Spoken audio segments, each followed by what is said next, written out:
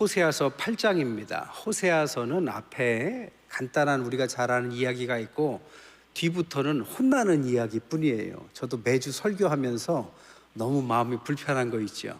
근데 이 혼내는 이야기가 미워서 혼내는 게 아니라 사랑해서 혼내는 것입니다. 사랑하는 부모가 자식을 너무 사랑하기 때문에 겁도 주고 협박도 하는 것 같은 경고의 메시지입니다. 오늘은 네 번째 설교에 해당합니다. 호세아서 7장 8절부터 8장 14절까지가 네 번째 설교인데, 북이스라엘의 금송아지 숭배와 이방과의 자폰, 이것에 대한 심판, 이 두 가지 틀을 말하고 있습니다. 전반부 1절부터 7절까지는 이 금송아지에 관한 심판의 이야기고, 후반부는 이제 아수르와 애굽에게 조공을 바치다가 나라를 빼앗겨서 결국에는 혼혈을 얻게 되는 것에 대한 심판을 이야기합니다. 내용은 간단하게 이 두 가지지만 깊이 생각해 볼 부분들이 많습니다. 먼저 1절 보니까 나팔을 내 입에 댈지어다 하면서 2절에 그들이 장차 내게 부르짖기를 나의 하나님이여 우리 이스라엘의 주를 아나이다 하리라. 그러니까 사람들이 자신들은 주님을 압니다 라고 이야기한다라는 것이죠. 그런데 하나님이 볼 때는 그들이 정말 나를 알고 있는가? 라는 질문이 생긴다라는 말로, 반어로 이야기하고 있습니다. 주를 안다, 안다란 뜻이 무슨 의미일까요? 어디 보니까 그런 이야기가 있어요. 어떤 버스 기사가 운전하고 가다가 횡단보도에서 섰는데 어떤 지나가는 60대 여인이 갑자기 쓰러지는 겁니다. 보니까 심장마비가 온 것 같아요. 그러니까 버스 기사가 거기에서 비상등을 켜고 승객들이 좀 기다려달라고 하고, 버스 기사임에도 불구하고 내려서 그 여인에게 가서 심폐소생술을 해서 살려내고 119를 불러서 그 여인을 그 위급한 상황에서 살려냈다고 합니다.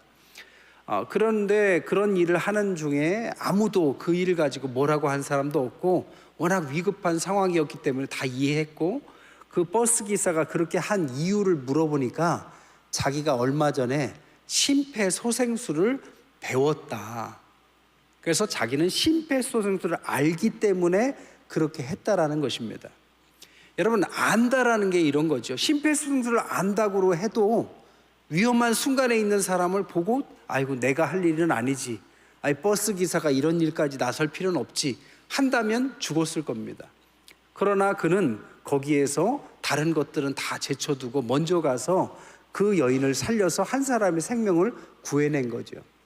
안다라는 의미, 성경에서의 안다라는 의미가 뭘까요?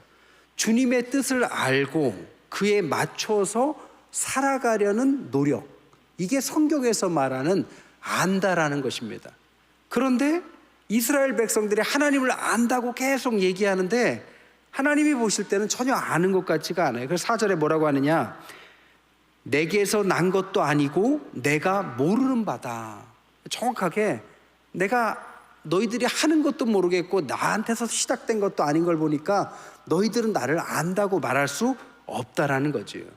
그래서 1절부터 7절까지 대표적인 무슨 이야기를 합니까? 금송아지 숭배를 이야기한다라는 것입니다.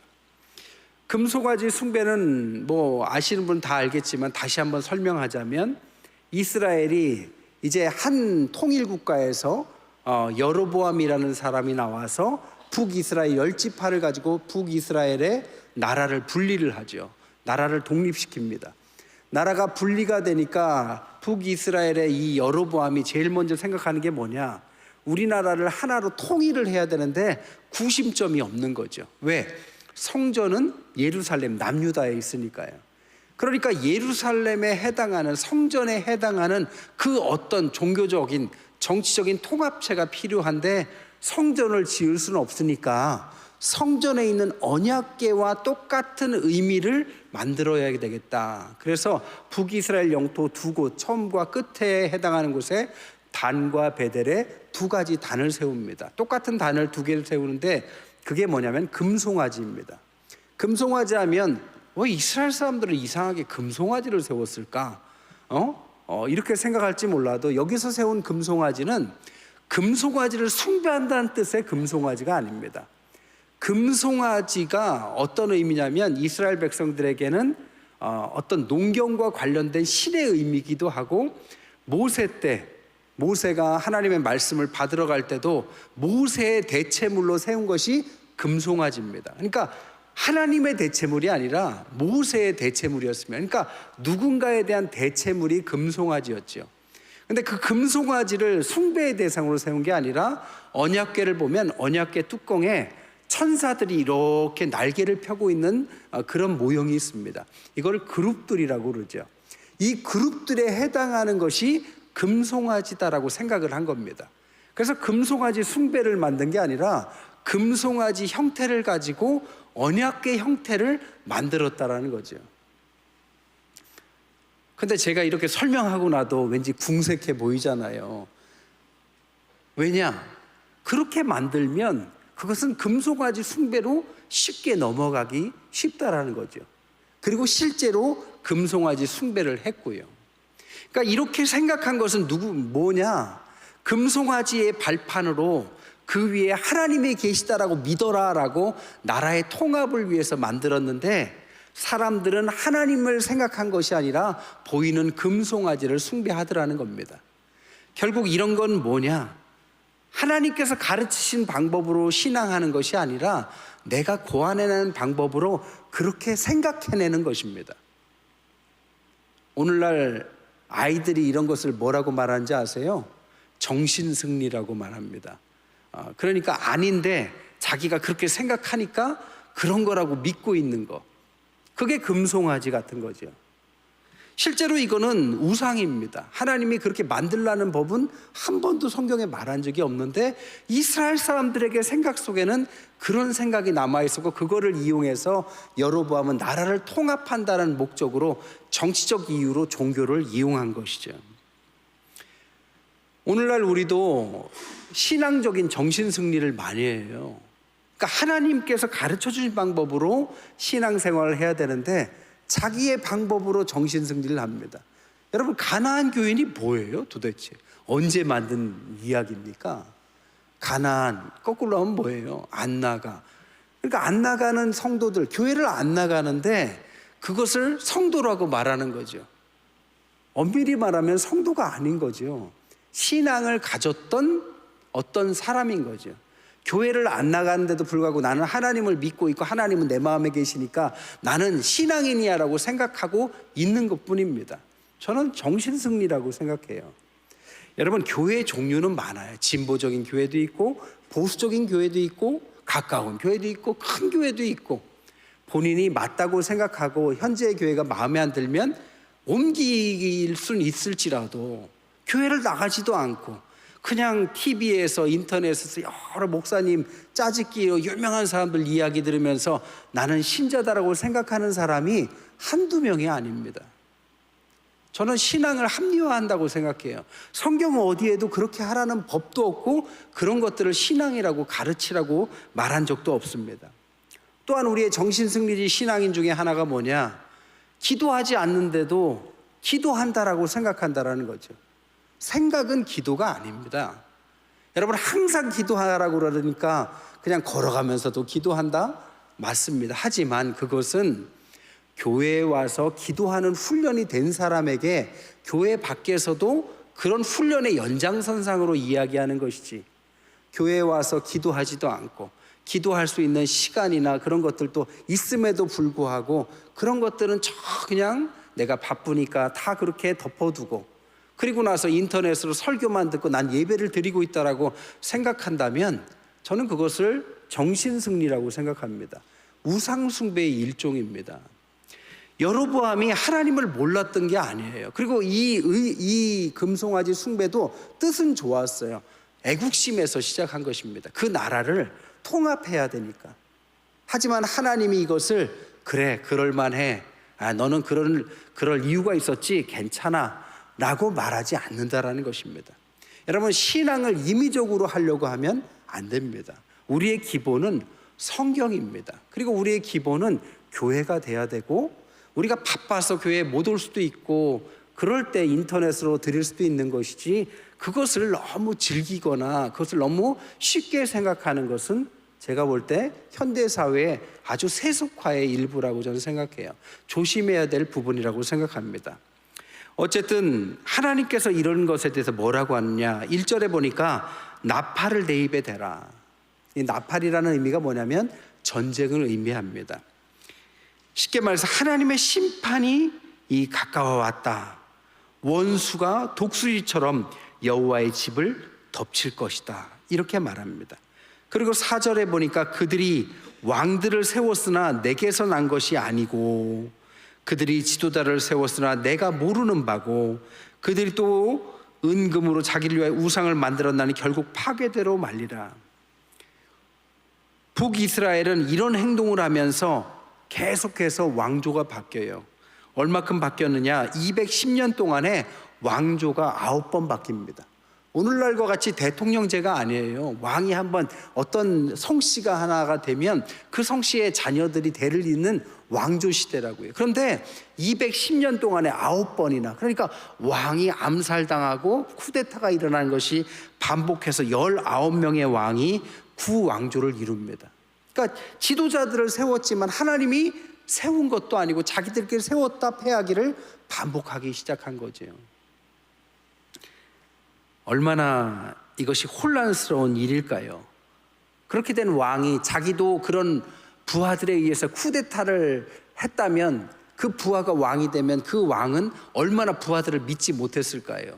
그러니까 항상 불안하고 걱정하고 아주 예민하게 굴었을 거였죠. 게다가 5절에 보니까 사마리아여 내 송아지는 버려졌고 진노가 무리를 향하여 타오른다. 여기에서의 타오르다라는 단어는 창세기 39장 19절에 보디발의 처가 요셉을 고발할 때 이 마음이 타오르다, 너무 미워서 너무 사랑했는데, 저 총각을 사랑했는데 당연히 내 노예니까 내 맘대로 할 줄 알았는데 그 아이가 신앙 때문에 그것을 거부하니까 애증으로 바뀌어서 타올랐다.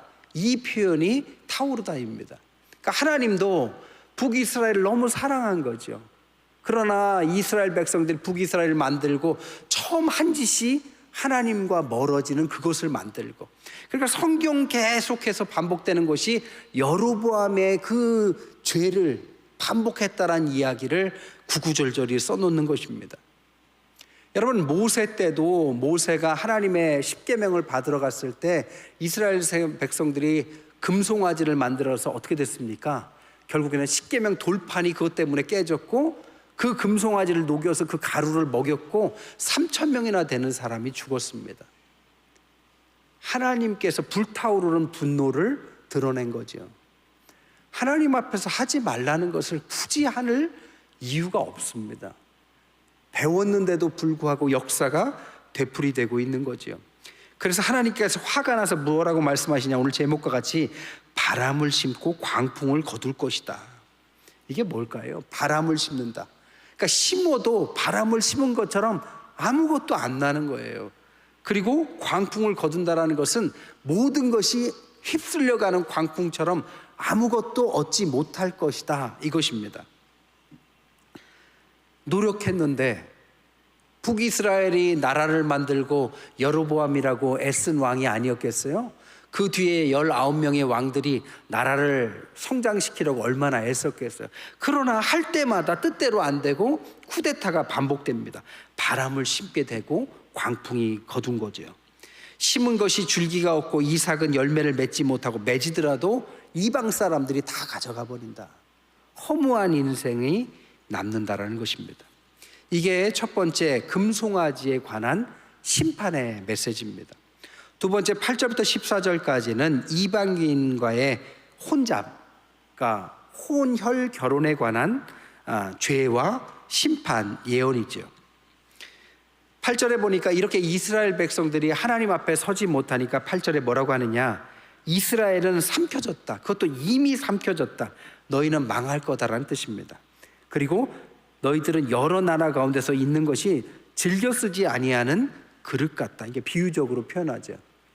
그릇장에 여러분 권사님들이 집안에 그릇들을 막 쌓아놓으시잖아요. 그릇장에 그릇이 있는데 자기가 즐겨 쓰는 그릇이 있고 생전 한 번도 안 빼는 그릇이 있는 거죠. 왜 그릇을 안 뺄까요? 저 그릇은 이가 하나 빠져 있을 수도 있고, 아니면 그 그릇을 썼더니 뭔가 기분 나쁜 일이 있었을, 나쁜 추억이 있을 수도 있고, 아니면 손이 안 가는 꺼림직한 뭐가 일 수도 있는 거죠. 한마디로 말하면 쓰지 못하는, 이렇게 즐겨 쓰지 않은 그릇은 사랑받지 못하는 삶을 말하는 것입니다. 여러분, 사람에게도 사랑받지 못하면 얼마나 힘듭니까? 부부 사이에도 서로 사랑받지 못하면 어렵잖아요. 하나님께 사랑받지 못하는 우리 신자가 있다면 그것처럼 슬픈 일은 없죠. 쓰임받지 못하는 그릇이 바로 그런 것입니다. 그릇이 못나도 되고 귀해도 하나님은 그릇을 비유하실 때 어떤 그릇이든지 깨끗하면 쓰시겠다라고 분명히 약속하셨어요. 귀히 쓰는 그릇도 있고 또 막 쓰는 그릇도 있고 자주 쓰는 그릇도 있을 뿐입니다. 중요한 건 우리가 쓰임받는 것입니다.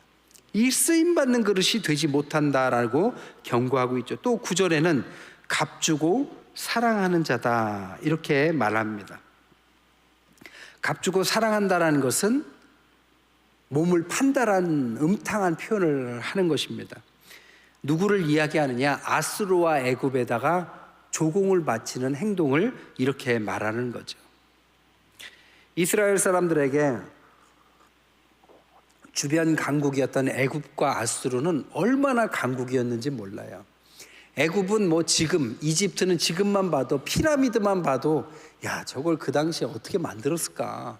얼마나 강력한 왕권이면 저만큼 돌을 옮겨서 만들었을까? 우리가 상상할 수 있죠. 근데 아시리아는 우리가 잘 와닿지 않습니다. 제가 여러분들을 위해서 특별히 준비했습니다. 대형 박물관에 가시면 이 아수르에 관한 아주 그 방이 하나가 있어요. 영국 가시면 꼭 한번 가보세요. 거긴 무료입니다. 가보시면 아수르가 얼마나 대단했는지 이 조각품들을 보시면 알 수 있어요. 제가 사진 몇 장을 준비해 봤어요. 이게 이제 아수르에 있는 대형 박물관 아수르 방 입구에 있는 겁니다. 저 왼쪽에 있는 것이 아수르의 전설적인 왕이자 신을 상징합니다. 근데 사자를 이렇게 딱 끼고 있잖아요. 아수르 사람들은 가장 강력한 동물을 잡는 것을 자신의 강함이라고 표현했습니다. 그래서 사자를 이렇게 목을 강아지처럼 이렇게 쥐고 있어요. 그리고 이 오른쪽은 이것도 신인데요. 꼭 피라미드에 있는 그런 것처럼 아수르 사람들이 하는 말과 날개가 있고 수염이 이렇게 그 사람들, 오늘날 저 중동 사람들 수염처럼 그렇게 나 있죠. 이게 그 입구고요. 또 넘겨주세요. 여기도 보면 사자 사냥, 왕이 이제 정기적으로 사자 사냥을 했다고 합니다. 그래서 벽화에 남긴 거예요. 왕이 저 마차를 끌고 가면서 뒤에 있는 사자를 보는데 굉장히 리얼합니다. 화살과 화살을 맞는 사자가 도망가는 것들을 표현하기 위해서 역동성으로 저 다리와 꼬리를 여러 개로 저렇게 표현해 놨어요. 또요. 그래서 이렇게 마지막으로 사자의 머리에 화살을 맞추고 달려드는 것을 그냥 손으로 꽉 잡는 아수르 사람들, 아수르의 왕. 더 있던가요? 그래서 이렇게 아수르 사람들을 표현해 놨습니다.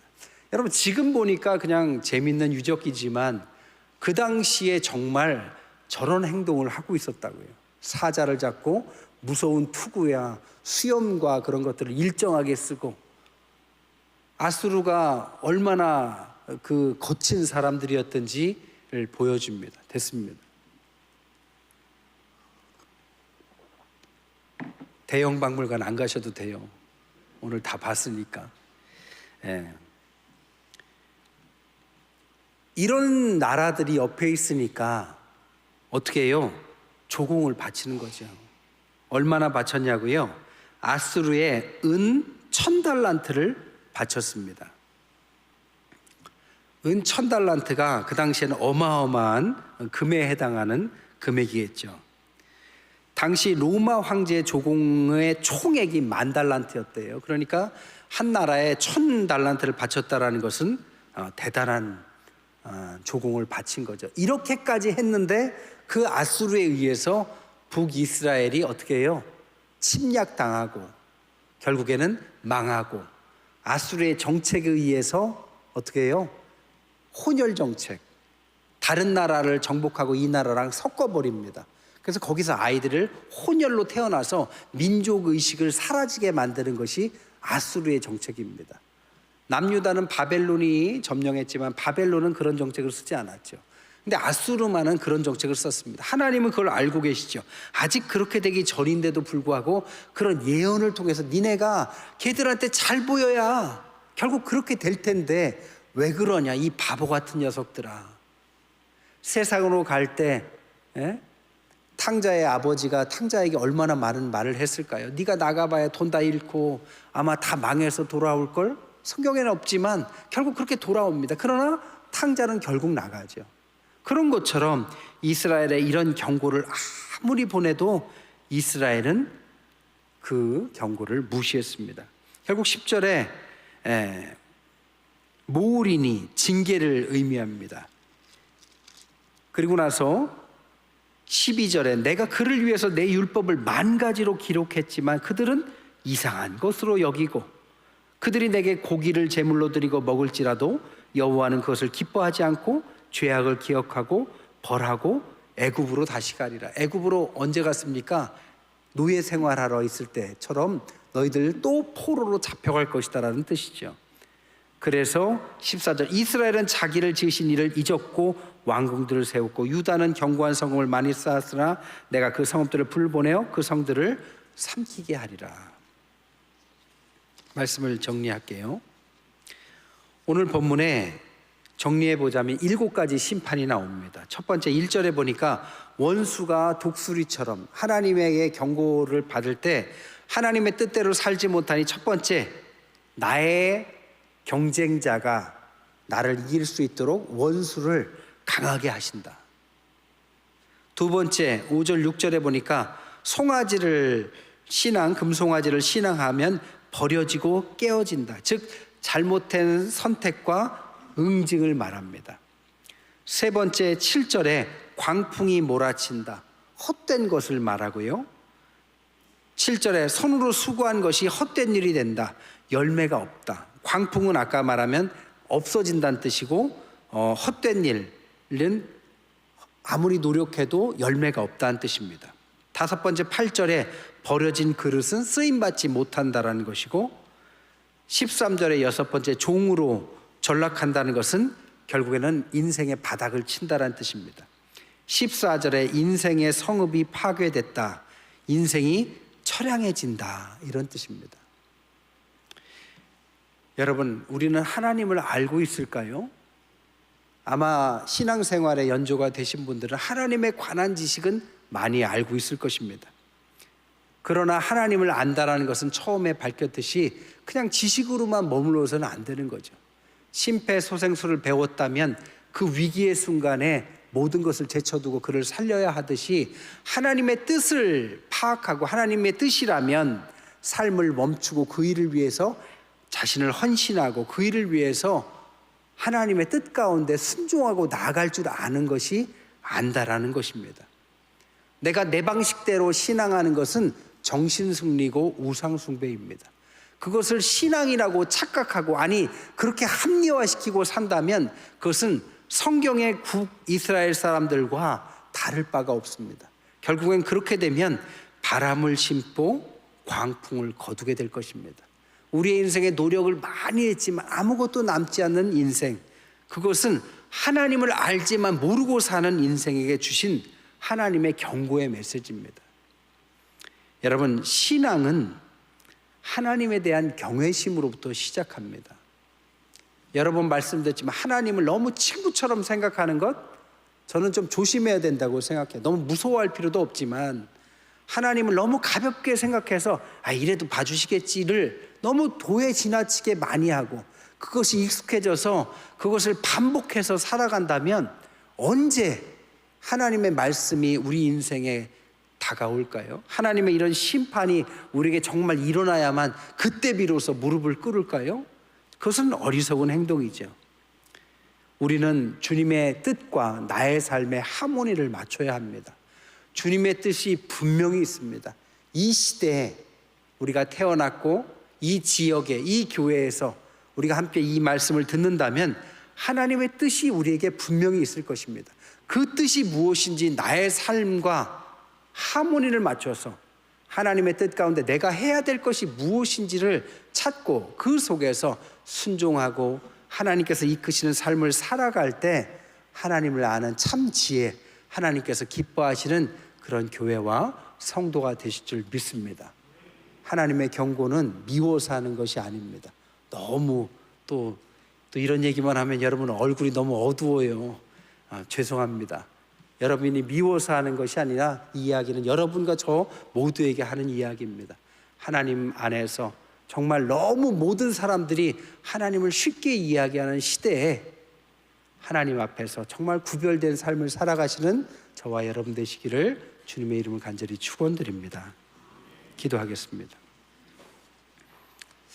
하나님, 오늘날 하나님의 이름을 가지고도 코믹의 소재로 갖고 놀아가는 그런 시대를 살아갑니다.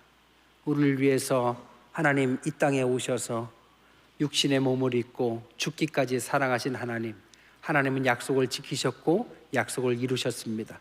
그 약속을 우리에게 주셨고 그 약속 가운데 오늘 또 인도하십니다. 그 약속 가운데 부르심을 얻어 하나님의 귀한 백성이 되었음에도 불구하고 하나님을 알고 배우고 깨우침을 얻었음에도 불구하고 하나님의 뜻 가운데 살지 못했다면 오늘 이 말씀이 정말 우리의 깨우침이 되게 하시고 삶으로 말씀을 경험하지 않고 귀로 깨우치는 은혜를 더하여 주옵소서. 그래서 우리를 돌이키고 우리의 삶을 하나님이 원하시는 약속에 순종하는 복된 삶으로 살아가기에 부족함 없는 우리 태평의 모든 성도들 되게 하여 주옵소서. 어린 자녀들이 어려서부터 이 말씀 가운데 순전하게 자랄 수 있는 은혜를 베풀어 주옵소서. 예수 그리스도의 이름으로 축복하며 기도드립니다.